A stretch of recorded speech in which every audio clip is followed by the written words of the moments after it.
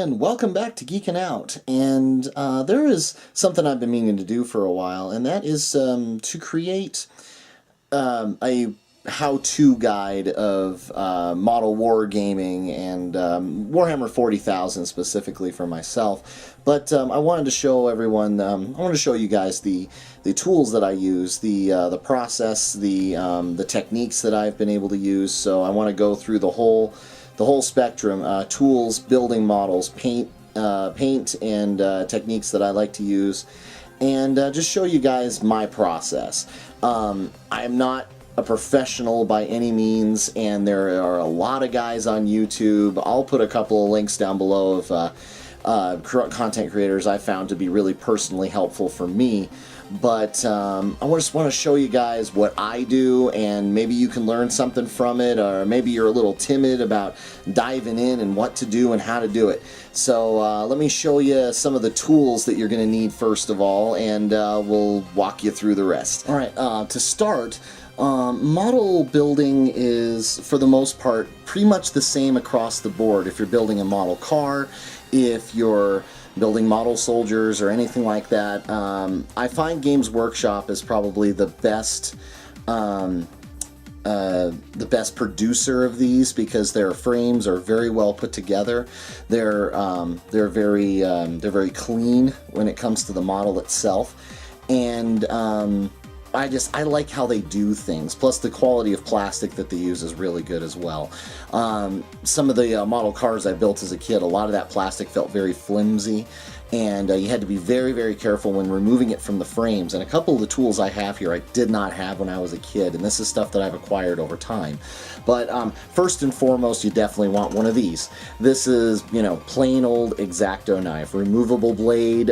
This is a #1 size. I like using these primarily, but I do have a #2 size. They're a little bit bigger. I find they're a little bulky, but if you're having to remove large amounts of model flashing and things like that, a #2 blade is nice because it is a little bit heavier, but I find that using one of these is invaluable. It's a wonderful, wonderful tool. And next to that is just a set of small files like this. I actually got these at Home Depot for fairly no money at all, and I got 4 or 5 different sizes, came with a handle off of them. I don't really use that because it just makes the tool too big. This way you can kind of hold it in your hand like this, work on the piece, and you got a couple different grits and sizes here, and it's just, they're really nice little files to use. I also found this to be very invaluable when I'm putting magnets into models, because the magnet will, you know, of course, stick to the file, and then when I'm putting it in, I can kind of stick the magnet there and then press it into the hole or whatever I'm doing. So that, I find that to be really useful as well. And this is the tool that I think everybody should get, is a set of these. These are known as flush cutters or sprue cutters. Games Workshop would love to sell you a set of these for almost $20. I don't recommend those. I don't like them. But these, however, are from from Crescent. They, you know, make the iconic Crescent wrench, and it's this and a set of small pliers in the same package, $15. A great buy. But here, I'll bring this close to the screen. You can see how it's kind of flat here, and it comes right up to the side of the sprue and the piece that you need, and it clips it right off, and it makes cleanup a lot easier, and you can clip pieces off of the sprues really quickly, and it makes the process so much easier. And the next thing you're going to need is some glue. Now, I use 2 different types of glue, super glue and what they call plastic welder or plastic glue. The plastic glue I get from Citadel. It's pretty decent stuff. It's a little expensive, but it's very accurate. And what this stuff will do is it will quite literally melt the plastic together. It makes for a very strong bond, but it can be very smelly. The fumes off of this stuff is pretty powerful. It kind of gives me a headache, so I use it sparingly when I've got parts and pieces that really need to stick together, or I've got a piece that might take more damage or anything like that. That's when I reach for this stuff. And then the other stuff is, of course, super glue. I like this Gorilla Glue, super glue. This, or the variety that has the blue, the lid on it. Pretty good stuff. The bottle, you got a lot of glue in here. It lasts a long time as long as you get the bottle sealed up. One thing you want to look at when you use super glue, though, is make sure it has a metal point inside the cap. That makes it so when you're working with this stuff, this tip here doesn't get sealed up. That's a big thing, and of course you got to make sure that it doesn't get welded together and you know, you can't get the cap off of it, and then you're opening the whole thing up and whatnot. Now that I've showed you guys the different tools that you're going to need and walked you through, you know, like why they're useful and why you need them, I'm going to go ahead and walk you guys through building just a simple Space Marine here. This is from one of the Citadel box sets, and this is one of their new Primaris Space Marines. This is an Intercessor Space Marine. He's got a bolt rifle. They're right there. And I just want to walk you through my process of cleaning up the model, cleaning up the pieces, and getting it ready for the table. First of all, I need a base, which I haven't grabbed yet. Something to note, if you're just getting into Warhammer 40,000 and you get some second-hand models, it's possible that all your Space Marines are going to be on this size of a base and not this size of a base. They just recently did this and changed this. I would ask the people that you're gaming with if they're okay with these, because a lot of my Space Marines are still on these bases and not these ones, but all the new ones are requiring these bases for a regular Space Marine, Primaris or otherwise. So just keep that in mind if you get yourself some second-hand models or anything like that. Alright, so now we're going to go ahead and get this guy clipped off of the frame. So let me show you guys why these clippers are so important. You see how these sections of the sprue really attach pretty well, and that's another reason I love Citadel's way of doing things, is that there are very few contact points on the model that you're going to have to clean up. But these clippers work very, very well to remove these. You're going to get your clippers in there and get it flush with the piece like that, and it just snips right off. And then when you go to clean up the model afterwards, there's not a lot of flashing or bits of the sprue that you got to clear off. So it makes for a real clean way of building these. So I'm going to get this all clipped off of here and I'll be right back. Empty sprue, moving on. So now that we've got all of our pieces out, I want to show you another part that I find it's going to help you later on with painting success, because you're not going to have a lot of excess texture and stuff on this model, because a couple of things you're going to have to deal with the model are the points where the sprue was connecting to the piece and what I like to call mold flashing, or a lot of people call mold flashing. You might be able to see it here in the camera. It's this line that's separated where the two parts of the mold came together. This has gotten a lot better over the years. Mold flashing used to be very, very thick and heavy and really tough to remove. So mold flashing you want to clear off with just using your X-Acto knife. I like using the X-Acto knife, but some guys prefer files. I don't like that. A lot of times the file will leave behind a texture when you go to remove mold flashing. So you just kind of just lightly scrape it against the model and just remove that line, and it comes off fairly easily, especially if you've got a good clean blade. I like these ones that got kind of the gold texture on them. They hold their edge much longer. And you are going to be kind of cutting towards yourself a little bit, but just use light motions. It doesn't take a lot of pressure. The other parts with the flash, this piece here, that's another connection point. Let's see, there we go. Another connection point where the model attached to the sprue. You should be able to just kind of clean that off a little bit, just like that, and then kind of scrape it smooth. And that's the best way to do that part. Let's see, how are we doing here? All right, there's a good mold line right there. You see, right there at the tip, you should probably see that line there, and then it also follows all the way down his kneecap. So you got to watch for those. Now, if you don't clear these off, when you go to paint this guy, he is going to be those textures and whatnot are going to show up really, really badly, especially here on the helmets, because you always you always get this line right through the middle of the helmet, and it's just annoying to get rid of. So try to spend the extra time to clean up every model that you do. That way you're not lamenting it later when you're trying to put a decent paint job on it. You'll thank me later, I promise. Alright, let me get these cleaned up and I'll be right back. Alright, so we're all cleaned up now, so I'm going to put these tools away. Set them to the side, I may not need them again. And this guy.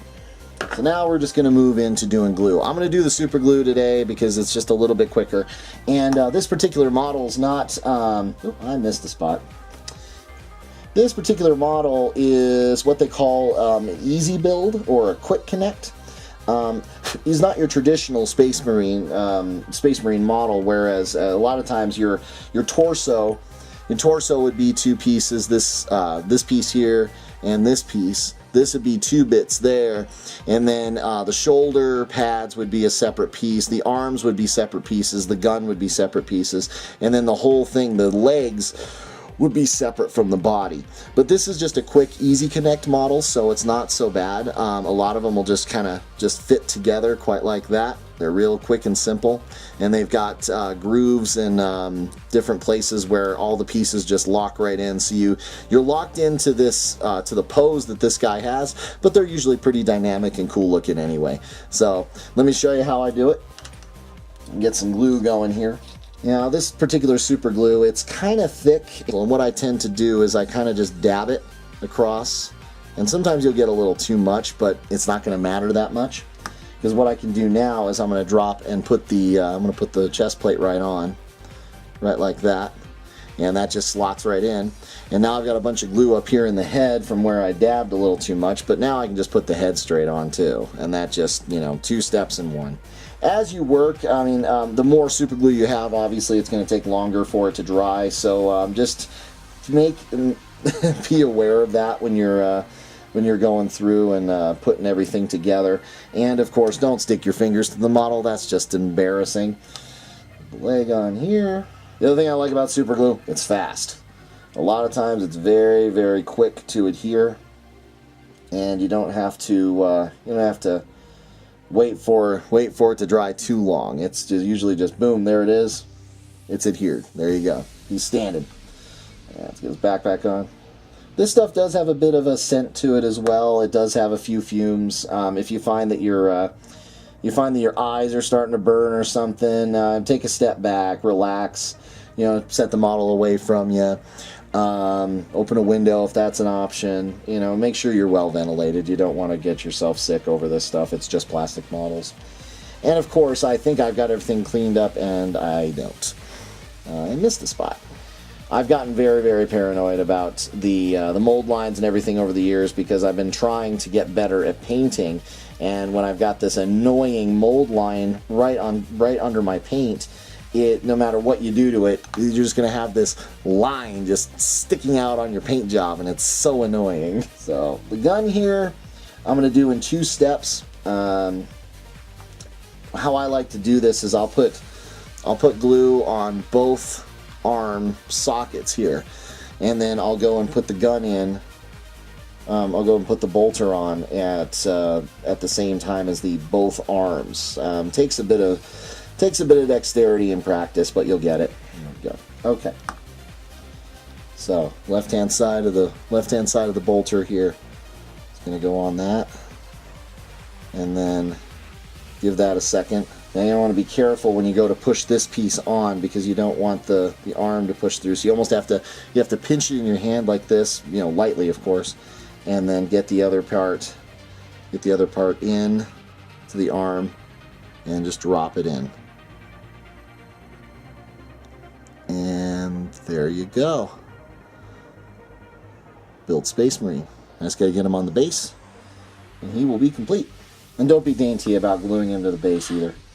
Now, another part of this that a lot of modelers will tell you, something I don't do, and I probably should do it, is model the base before you prime.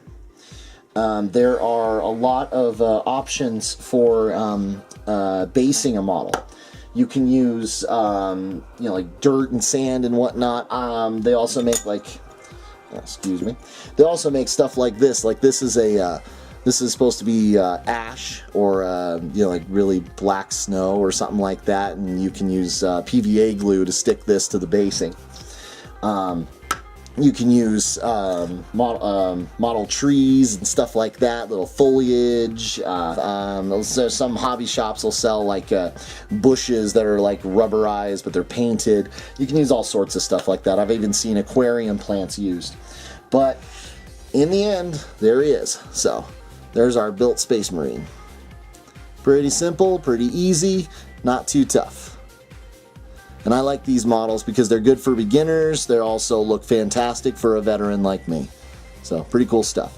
Alright, so that's just my short tutorial on, well, actually it might have been a little long-winded, and I'm sorry for that. But this is just my tutorial on how my process of building models for wargaming or anything, actually. Because anytime I open a model kit now, those are the steps I do. Clip it off the frames. Remove the flashing. Clean up the model. Make sure you have all the pieces, and glue it together. Give it about 10 minutes to dry, 5-10 minutes to dry before you start chucking him around. But there he is. There's our built Space Marine, ready for combat. We got to get him painted first.